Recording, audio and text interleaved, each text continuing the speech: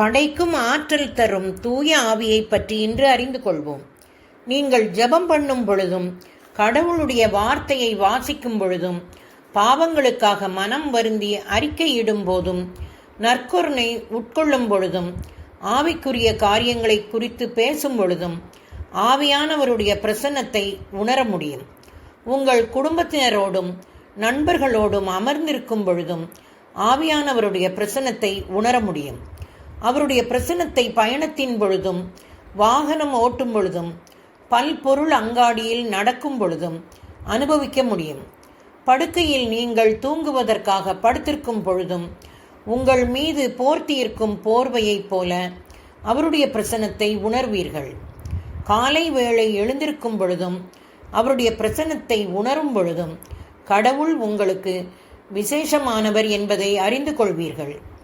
சில நேரம் அவருடைய பிரசன்னம் உங்களில் அதிகமாகும் பொழுது பொங்கி வழிகிற மகிழ்ச்சியும் பலமும் உங்களை நிறைப்பதை காண்பீர்கள். உங்கள் வாழ்விலே அவருடைய உண்மையான பிரசன்னத்தை அனுபவிப்பீர்கள். படைக்கும் ஆற்றல் தருகிறார். தூய ஆவியானவர் உருவாக்குகிற ஆவியானவர்.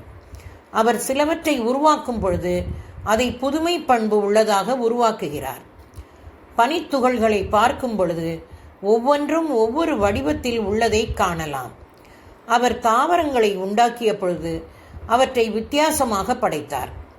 அவர் விலங்குகளை படைத்த பொழுது அவற்றை வித்தியாசமாக படைத்தார்.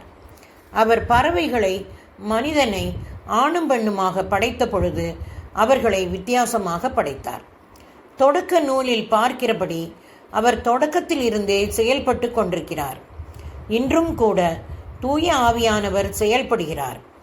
எல்லாவற்றையும் புதியனவாக படைக்கிறார். அவரோடு கூட நடக்கிறவர்களுக்கு புதியவற்றை படைக்கும் ஆற்றலும் அவர்கள் வாழ்வினுள் கடந்து வரும். தொடர்வோமா நண்பர்களே?